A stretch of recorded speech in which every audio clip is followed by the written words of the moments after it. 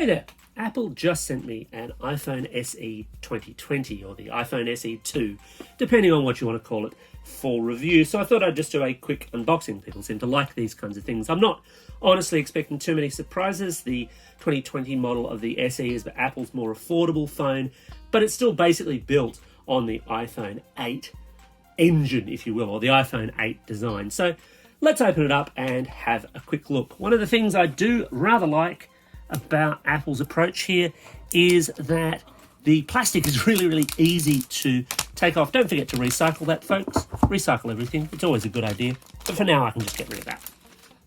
Then we have the box. This is the white, I believe, 256 gig model. There is also a smaller, slightly more affordable model. I suppose I should point out, Apple has sent this to me for review. No money has changed hands. This isn't a sponsored post. Some people get fussy about that kind of stuff.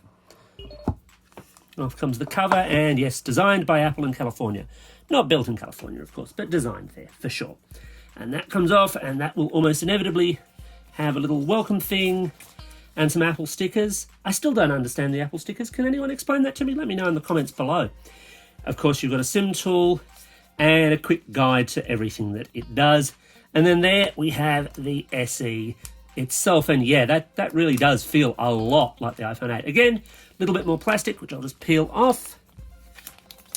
And yeah, there it is. And look, it's light, it's quite nice in the hand. If you like that smaller style form factor, maybe that will do it for you. Again, you know, no obvious headphone jack because Apple just doesn't do that anymore. And if I power it on, there should be some power. There usually is. And there we go. It's just starting to fire up, but obviously I will have to set that up. It'll sit there and bleat plaintively about not having a SIM card in it and not knowing anything else. You only get the single camera, of course. I'll test that out later. So what else do you get? Well, this is the Australian model, so I get an Australian plug. Obviously, depending on where you are on the planet, you'll get a different kind of plug end there. Your standard Apple headphones, which will come through to a lightning connector, because of course, again, no 3.5mm headphone jack. And of course, just a standard lightning style charging plug for that kind of purpose. Also, of course, if you're connecting it up to a computer, you can do your backups there if you're not an iCloud fan. And that's pretty much all she wrote. I better get on with testing this particular shiny new phone. So stay tuned for that review. And thanks for watching.